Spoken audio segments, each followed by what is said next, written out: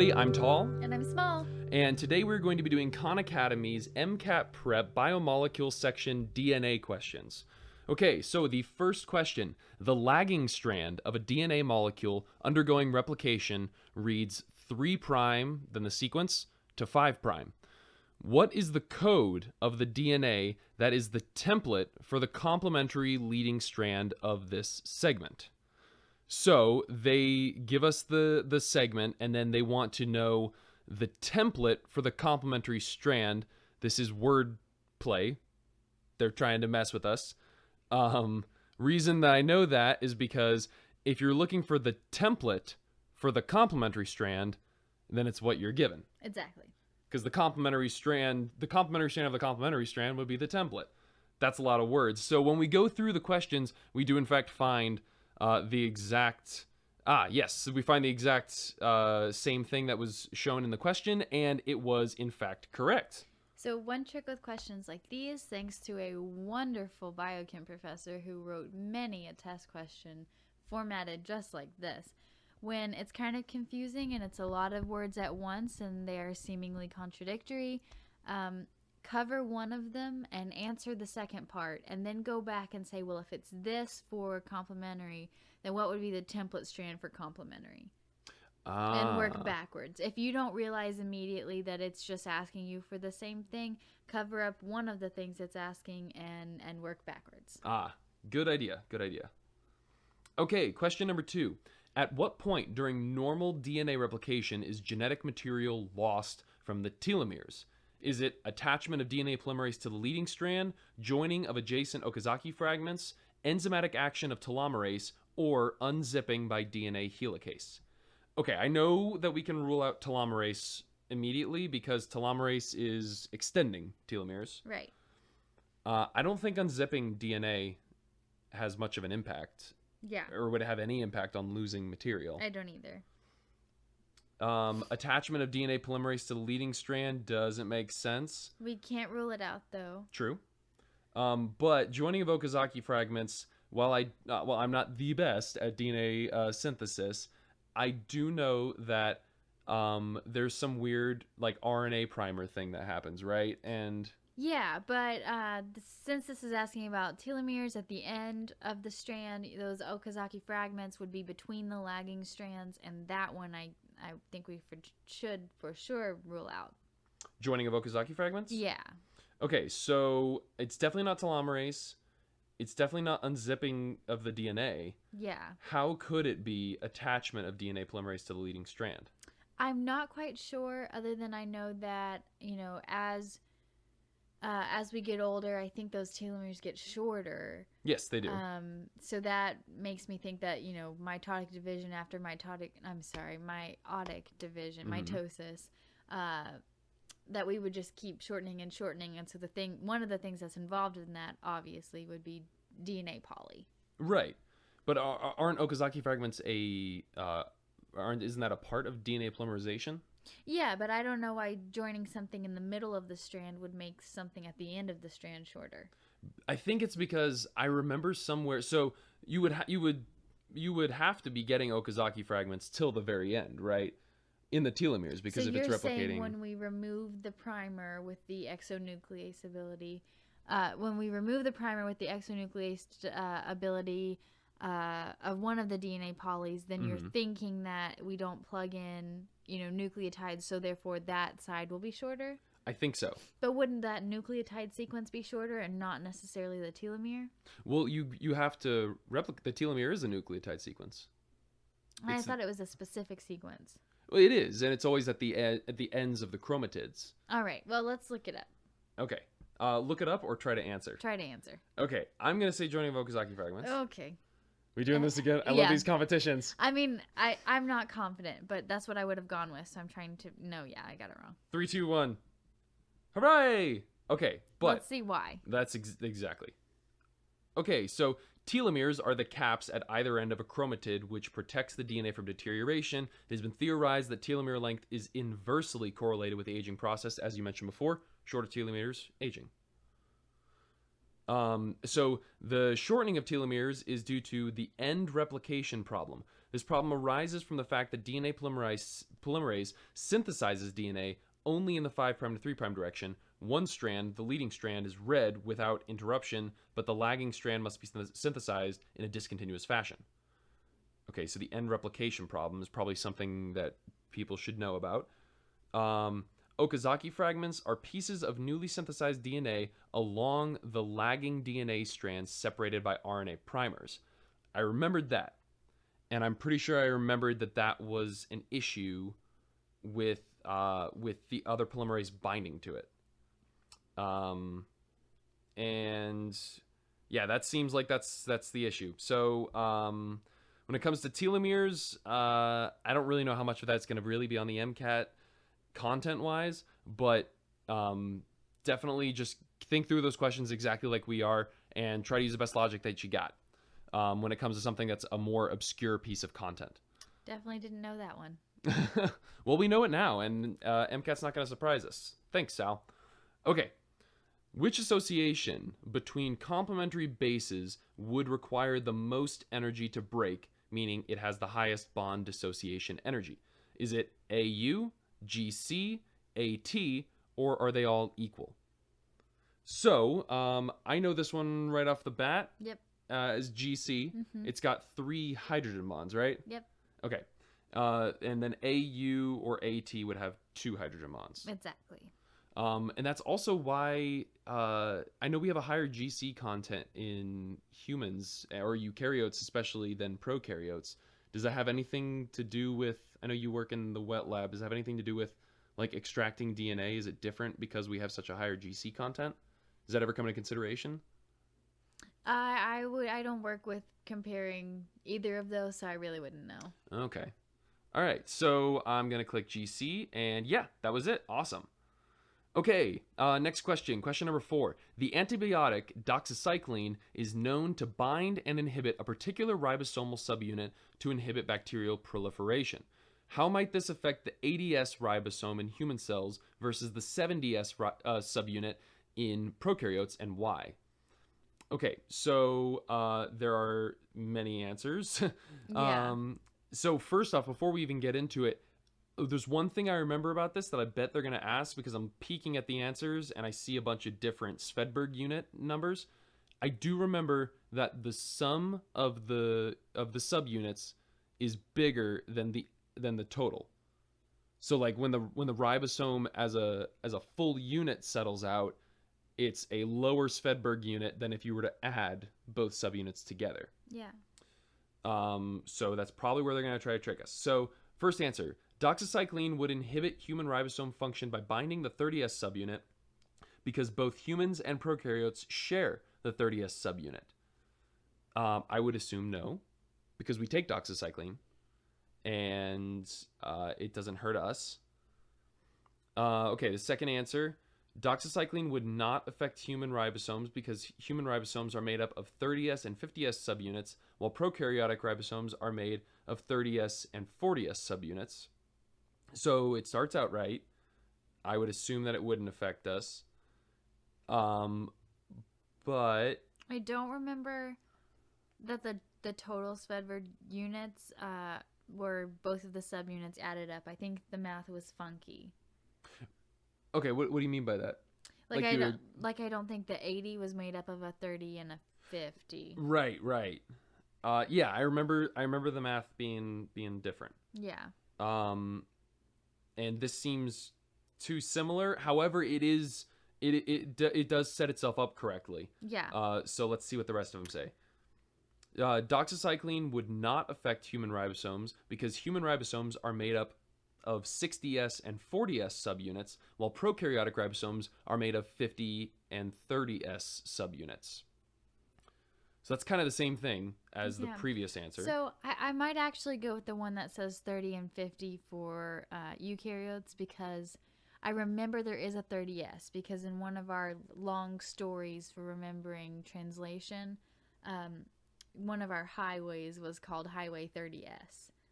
So I know that one is human, and I ruled out that the antibiotic would inhibit the human ribosomes So that leaves me 2 answers, and I know that the human ribosomes have a 30S subunit, so I might actually go with A. I'm conflicted. I feel like I've been tricked on this before. Yeah. And then I did not expect it to be. So I think for me the answer would have been that the human ribosomes are made of 60S and 40S, and prokaryotic are made of 50S and 30S. And the reason was that it was on a quiz or something in like a biochem lab, and I remembered getting tricked on it. Yeah, I would have debated back and forth as well. All right. I'm going to go with mine. Okay. All right. We're gonna hit this button. I don't know if my story was specifically for eukaryotes. It could have been for prokaryotes. Yeah. So going with that logic, I will agree with you and go with C. 60-40 and 50-30. Yeah, because I remember that the numbers don't add up to the total. So going off of that logic, I would have gone with that one. Okay, let's hit check. Yes. Okay, we got it. Can we take our MCAT in a joint fashion? That would be awesome. We want to be doctors together, so we could just take the MCAT together. Right, that's how that works, I think. I would crush cars if we took the MCAT together. Yeah, you would crush cars. Okay, next question. Question number 5. A point mutation within what functional division of a DNA sequence would be most likely to ultimately result in the production of proteins which differ from the non-mutated form by only a single amino acid? Is it centromeres, exons, introns, or telomeres?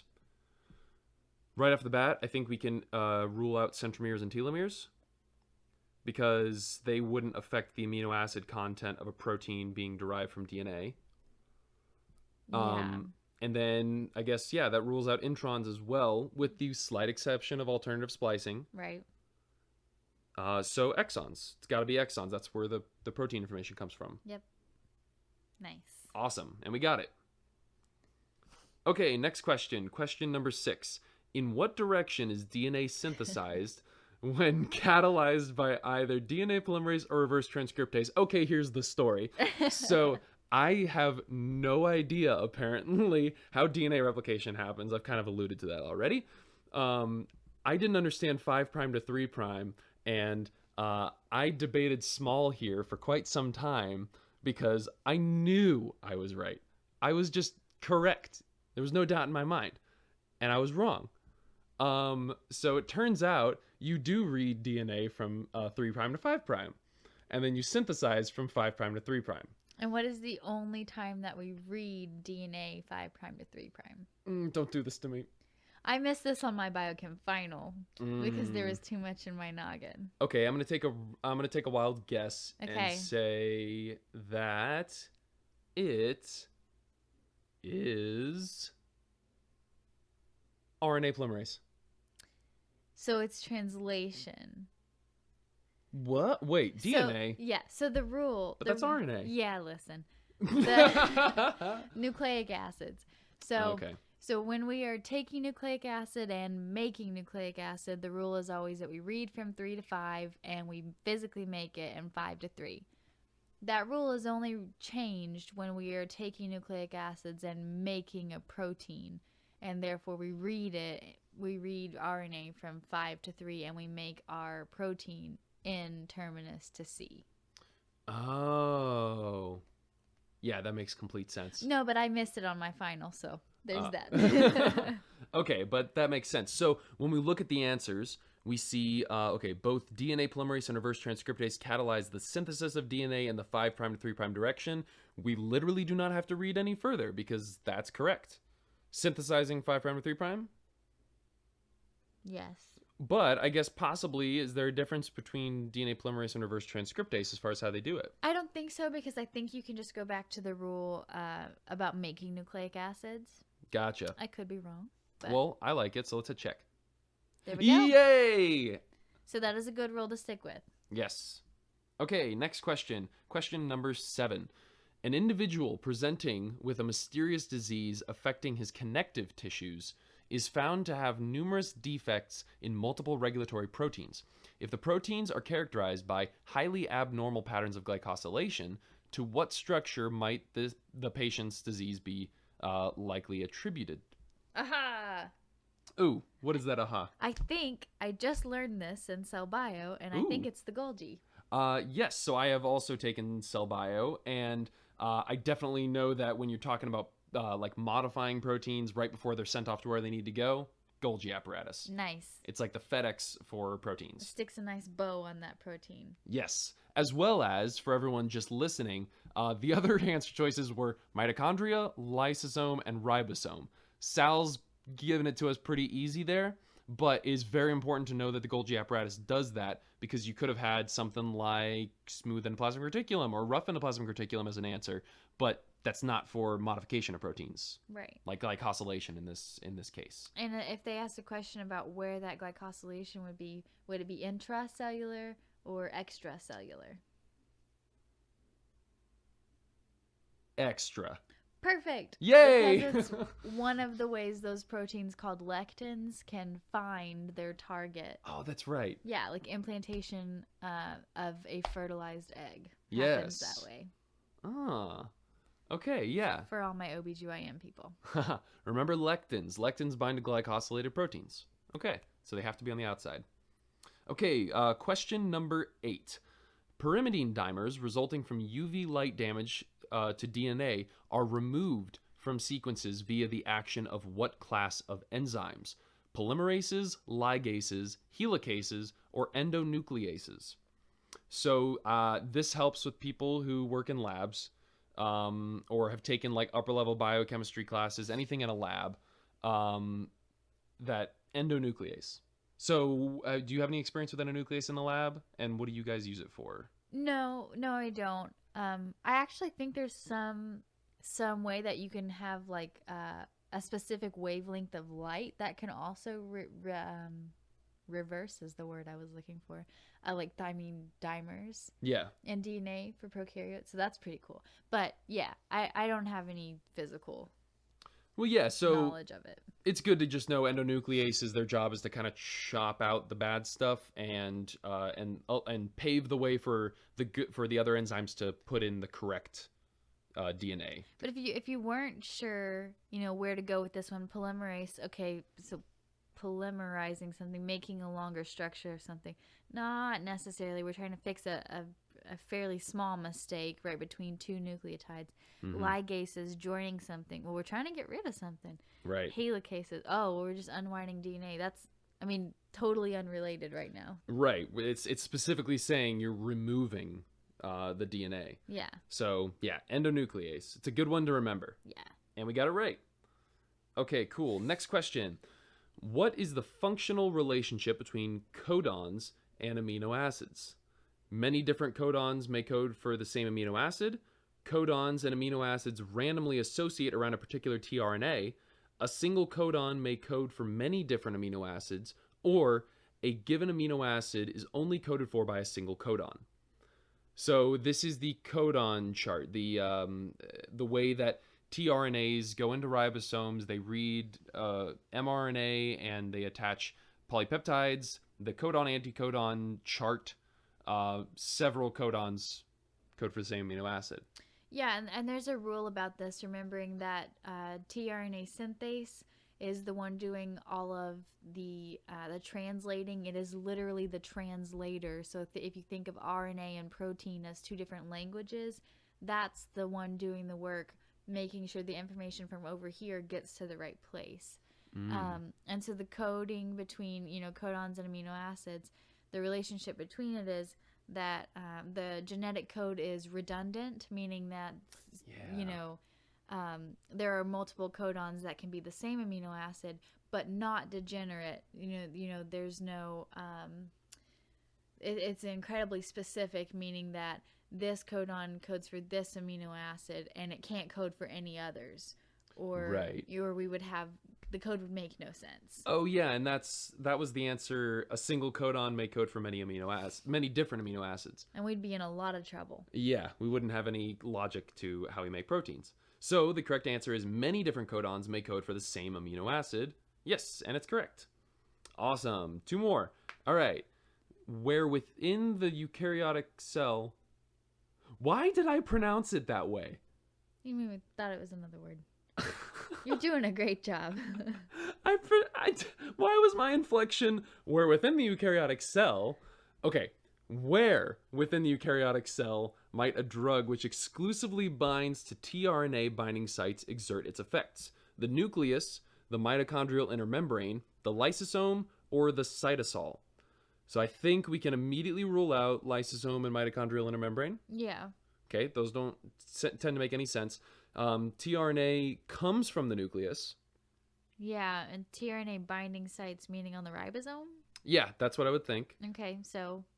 And when you say ribosome, you're either talking about rough endoplasmic reticulum or the ribosomes that are in the cytosol. Well done. So we gotta go with cytosol. That's the only logical answer. Ooh, here's looking at you, Sal. I'm gonna get that confetti party after this one. Okay. Last question, people. Strong work here. What constitutes the phosphodiester bonds in DNA? Oh, thank goodness. Covalently linked nucleotides, hydrogen bonds between complementary strands, covalently linked amino acids, or hydrogen bonds between nucleosides. So we're looking for the phosphodiester bonds in DNA, the backbone of DNA. So I think hydrogen bonds is right out. Amino acids is right out. Yeah, so that only leaves us with covalently linked nucleotides. And that would be it. Nucleotide, I'm almost 100% positive, is the base, the sugar, and the phosphate, Yep. right? So when, you covalently link those together to make one strand of the DNA, and then that hydrogen bonds to the other strand, complementary strand, to form the double helix. Yes, very well done. And you pointed out a really good thing about nucleotides versus nucleosides. That's a big distinction. And also, so those phosphate groups are really negative, right? Mm-hmm. So it makes sense that we stabilize the backbone with metal things like... Magnesium. Exactly. Perfect. Ah-ha-ha. The +2 charge. Yes. So yeah, so those are important little concepts. Check. It's correct. See summary. Let me see that confetti party, please. Come on. Confetti party! Strong work, y'all.